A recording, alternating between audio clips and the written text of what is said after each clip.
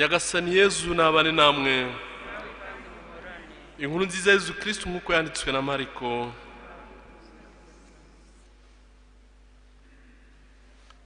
Muri icyo gihe Yezu ajyana n'abigishwa be agana mu rusisiro za Kaisareya ya Filipo. Bakiri mu nzira abaza abigishwa bati, abantu bavuga ko ndinde? Baramusubiza bati, nguri Yohani Batista, abandi nguri Eliya, naho abandi nguri umwe mu bahanuzi.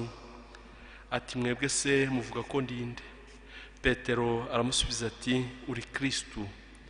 Nuko Yezu arabihanangiriza ngo ntibagire uwo babibwira.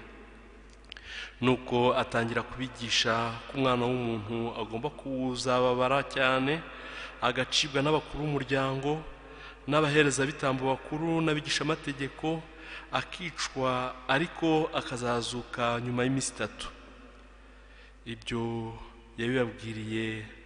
Ibyo yabibabwiye akomeje. Nuko Petero aramwihugikana atangira kumutonganya. We ariko arahindukira maze areba abigishwa be, acyaha Petero amubwira ati, hoshi mva iruhande Sekibi, kuko ibitekerezo byawe bitavuye ku Mana ahubwo ku bantu. Iyo ni ivanjili ntagatifu.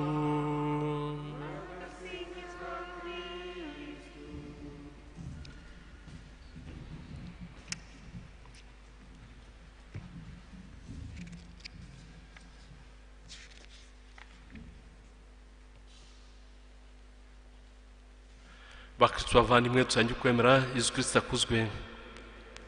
Kristo Yezu akuzwe.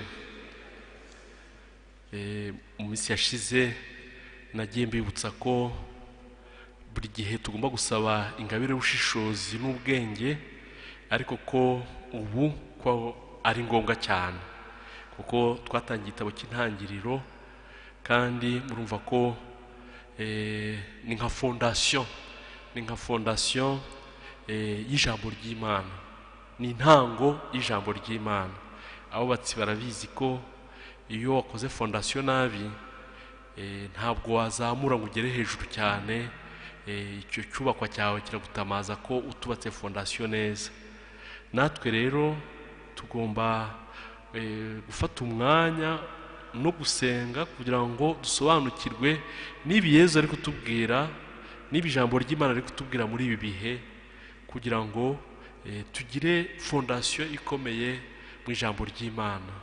Kuko Mutagatifu Yeronimo yaravuze ngo utazi ijambo ry'Imana nta nubwo azi Yezu, kuko ari isezerano rya kera, ari isezerano rishya, nta wundi rihanura, nta wundi rivuga, ni Yezu Kristo jambo wigize umuntu. Muri iki gihe rero tugomba gusaba ingabire y'ubushishozi n'ingabire y'ubwenge. Ingabire y'ubwenge nk'iyo Tereza w'umwana Yezu yasabye, we utari waraminuje ariko akaba yaramenye neza iby'Imana, yarabisobanukiwe neza kugeza aho bamugize umwarimu wa Kiliziya, Docteur de l'Église, kandi ntaho yabyize, ntaho yaminuje nk'abandi bamubanjirije. Ubu rero aya magambo turi kumva mu isezerano rya kera, ari umwuzure, ari icyaha cy'inkomoko, ari isezerano Uhoraho yagiranye n'abana ba Isiraheli, cyangwa se na Nowa n'urubyaro rwa Nowa. Murumva ko Uhoraho afite iyo nyota yo kugira ngo yongere akore ibintu bishya, kuko we n'indahemuka. Twe turahindagurika, tugakora amakosa, tugacumura, we akongera akagaruka, agasanasana ibyangijwe n'ibyaha byacu. Iri sezerano twongere twumve icyo Uhoraho ashaka kutubwira, kuko aya magambo mu isezerano rya kera murumvikana ni amagambo ya kera, imvugo ni ya kera. Rimwe na kenshi bisaba ko hagira udusobanurira kugira ngo dusobanukirwe neza iyo mvugo, nicyo bashaka kuvuga neza, ariko noneho no gusenga ugapfukama ugasaba ingabire y'ubushishozi, ugasaba ingabire y'ubwenge kugira ngo ushobore kwiyumvira nawe wumve igikwiye. Aha rero icyo uhoraho agaruka cyane ni ukongera kutwibutsa ko ubuzima bwa buri muntu bufite agaciro. Ati ntuzamena amaraso.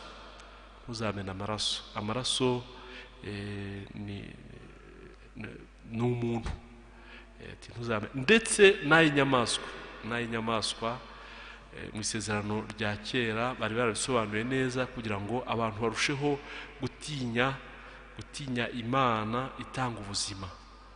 Kugeza n'ubu abayahudi bagira amabagiro yabo yihariye, aho bavuga ko barya inyama kasher ivuga ko bubahiriza ayo mategeko yose mu isezerano rya kera.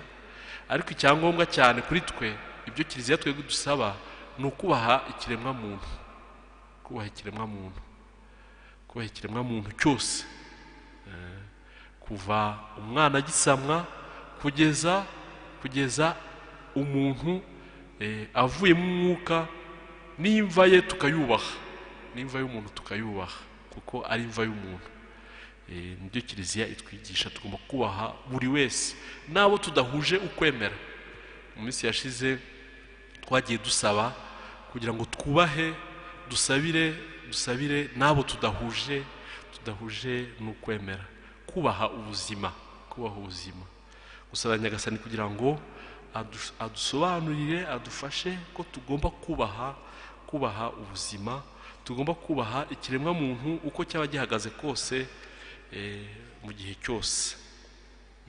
Tuhoraho aho ari mu ijuru yagiranye isezerano n'abatuye isi, yagiranye isezerano natwe ko noneho azabana natwe igihe cyose kugeza ku ndunduro. Ari cyo cyatumye atwohereza Emmanuel, bivuga ngo Imana turi kumwe. Uko byagenda kose Imana turi kumwe. Nkuko Paul ntumwageze akavuga ati ngiye nta kizantandukanya n'urukundo Kristo ankunda, byaba inzara, byaba urupfu, byaba icyo ari cyo cyose, kuko namaze gusogongera urwo rukundo Imana inkunda muri Kristo Yezu waje kwibanira natwe. Ati buri wese yaremwe mu ishusho y'Imana, ari nayo mpamvu agomba kubahwa. Mwumvise mu Ivanjiri aho Yezu ajyana n'abigishwa be muri izo nsisiro z'abapagani, abo bitaga abapagani icyo gihe, batakomokaga kwa Aburahamu, ariko nabo mu butumwa, mu isezerano uhoraho yavuze ko nabo bose abazahura n'urubyaro rwa Aburahamu azababera umugisha. Muzi ko uhoraho yagiranye isezerano na Aburahamu, isezerano risobanutse, mubwirira riti noneho wowe nzaguha igihugu, nzaguha urubyaro, kandi uzaba umugisha, uzabera umugisha amahanga yose. Nuko Yezu atangira kuvuga, abwira Petero iby'umusaraba. Umusaraba twese uradukangaranya pe. Nta warangamira umusaraba ngo urebe urwo rukundo Imana yadukunze kugeza naho yicisha bugufi bigezaho, aho Imana yemera gukubitwa, Imana yemera gusuzugurwa, Imana yemera kwambika ubusa kubera wowe, kubera ngewe, ngo niba ufite umutima utekereza ugeza kure, ngo bibure kubera ikibazo. Petero rero yihereranye Yezu aravuga ati oya, ibyo ndakwikundira, ibyo ntibizakubeho. Yezu we abivuga mu ruhame, abwira n'abandi bose kugira ngo babyumve. We arahindukira maze areba abigishwa be, acyaha Petero amubwira ati hoshi, vi ruhande Sekibi, kuko ibitekerezo byawe bitavuye ku Mana ahubwo bivuye ku bantu. Ari naho nababwiraga nongere mbigarukeho iyo ngabire yo gushishoza kugira ngo ibyo tuvuga, ibyo dukora, ibyo twifuza byose bituruke ku Mana, bihesha Imana ikuzo, ntibibe ari ibyacu, ntibibe ari iby'amarangamutima yacu, bibe ari ibintu ibyo dukora byose, ibyo tuvuga byose biheshe Imana ikuzo. Yesu Kristo yadukunze akadupfira ku musaraba. Iyo turangamiye Yesu Kristo, turakarangamira umusaraba, dukira ibyaha byacu, nkuko mu isezerano rya kera abarumwaga n'inzoka, Uhoraho yabwiye Musa ati genda ucure inzoka y'umuringa, hasigaye abarumwe bose bazajye barangamira iyo nzoka bakire.